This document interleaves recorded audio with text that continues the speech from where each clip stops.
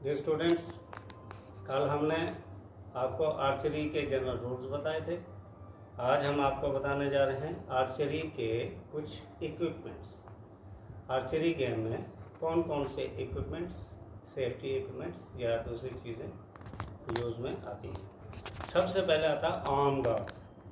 जैसे क्रिकेट में leg guard होता है, ग्लव्स होते हैं, क्योंकि हेलमेट होती है, चोट लग जाए कहीं, बॉल डायरेक्ट हड्डी से बजेगा, टूट सकता है। तो यहाँ जब एरो हम छोड़ते हैं तो एरो जब छोड़ेंगे तो वो एरो जो है हमारी बाजू से या स्किन के साथ रगड़ के एब्रेशन कर सकता है, इसमें ज़ख्म आ सकता है। तो इसके गार्ड्स होते हैं, जैसे लेग गार्ड्स होते हैं ऐसे गार्ड्स होते हैं, ताकि जब एरो रिलीज़ किया जाए तो किसी तरह से हमारी आर्म को चोट ना आए। दूसरा आता है एरो। एरोज जो हैं वो उनका डायमीटर 9.3 मिलीमीटर होना चाहिए। वो तकरीबन होता है 0.3 इंच।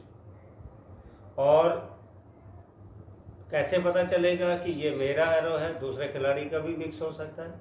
तो वहाँ पर खिलाड़ी जो हैं वो अपना इनिशियल करते हैं, अपना नाम लिखते हैं या अपने हाथ से अपना सिग्नेचर करते हैं, जिससे पहचान हो जाती है कि ये मेरा एरो है, ये दूसरे प्लेयर का एरो है। फिर है बाउज। बाउज जिसको धनुष कहते हैं। ये projectile weapon consisting of a shaft with 2 ends joined by a string to shoot arrows.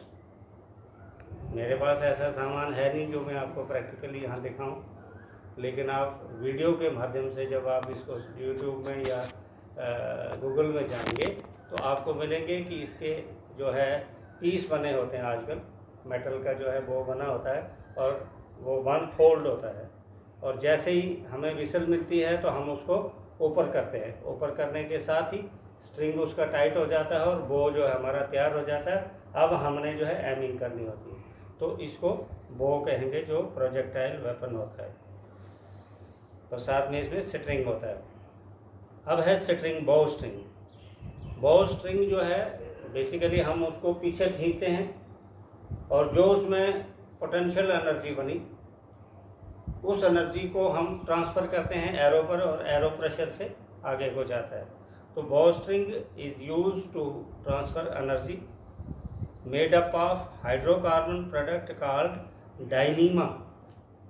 ये ऑब्जेक्टिव टाइप में आ सकता है आपको कि किस मटेरियल से वो बो स्ट्रिंग बना होता है, तो आपने याद रखना है डायनीमा मटेरियल से बना होता है।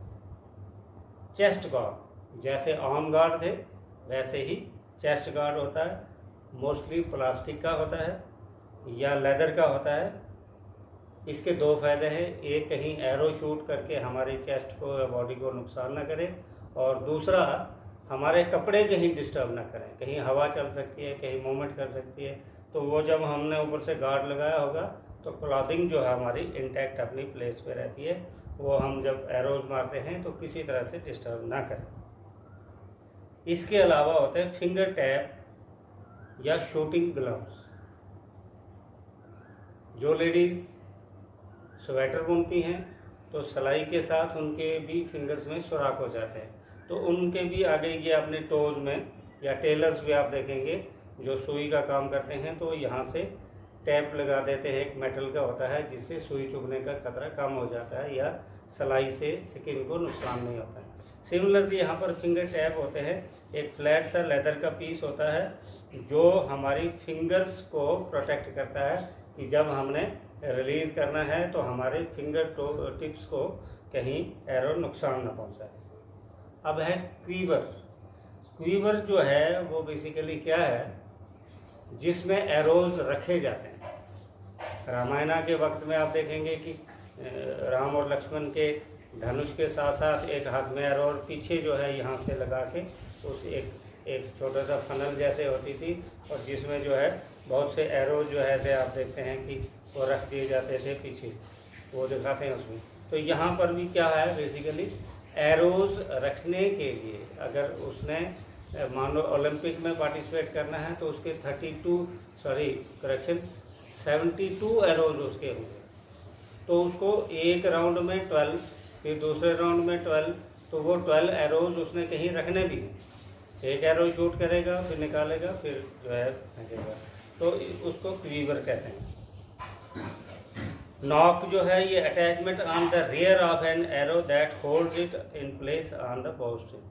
अब हमारे पास जो इंद्रधनुष है और ये एरो है, अब जब हमने इसको खींचना है पीछे, तो स्ट्रिंग के ऊपर जो है ये एरो टिकना चाहिए। इसके लिए यहाँ पर एक थोड़ा सा एक नॉक सा बना होता है जो स्ट्रिंग के साथ आराम से रुक जाता है, और जिस वक्त हम इस स्ट्रिंग को पीछे खींचते हैं तो उसका प्रेशर जो है उसी नॉक पे पड़ता है, तो एरो जो है आगे की तरफ जाता है। फिर है साइट। अब ये साइट, ये जो हमारा इंद्रधनुष है या राइफल में भी देखेंगे, आगे एक पॉइंट होता है और एक आंख बंद करके तो हम उस पॉइंट को देखते हैं, एमिंग करते हैं, तो उसको साइट कहते हैं। एक डिवाइस सा होता है जिसको देखकर हम एम लेते हैं टारगेट पे, क्योंकि हमारा टारगेट है कि टारगेट के बुल में बिल्कुल सेंटर में, क्योंकि उसके 10 पॉइंट्स होते हैं, वहाँ पे हमने मारना है। अब थोड़ा सा कंसेप्ट और fundamental skills of archery. Archery में सबसे बड़ा स्किल है कि आप खड़े कैसे हुए। एक चीज़ का ध्यान रहे कि हम टारगेट के जो है 90 डिग्री खड़े होते हैं। टारगेट हमारा इधर है तो हमने इधर को फेस करके, और हमारे जो फ्रंट फुट है वो बिल्कुल टारगेट की सीध में, और यहाँ से हमने खींचना है, यहाँ से। लेकिन हम 90 डिग्री पे खड़े होते हैं। यहाँ से एरो जब खींचा तो आपने टीवी में देखा होगा, तो यहाँ से हम देखते हैं और फिर यहाँ से रिलीज़ करते हैं, और फिर जो है वो टारगेट पे शूट होता है। तो खड़ा होना हमारा सबसे पहले। दूसरा है ग्रिप द स्ट्रिंग। जब उस स्ट्रिंग को खींच रहे हैं, उसका ग्रिप जो है नॉर्मली 3 फिंगर से उसको पकड़ा जाता है। पॉइंटर फिंगर और ऊपर रखी जाती है एरो के, ये पॉइंटर फिंगर हो गई, और मिडल फिंगर और रिंग फिंगर जो है नीचे रखी जाती है। मिडल फिंगर, रिंग फिंगर ये हो गया, और मिडल फिंगर, इनको नीचे रखा जाता है। और ग्रिप शुड बी लूज, ये थोड़ा सा लूज होता है। ड्रा द बो। अब क्या है, बो को पीछे खींचना है और छोड़ना है, लेकिन इसमें ध्यान रहे कि इसमें एकदम सांसों को रोक के, और हल्का सा भी अगर वाइब्रेशन हुआ या थोड़ा सा डिस्टरबेंस हुआ तो टारगेट में एरो नहीं जाएगा।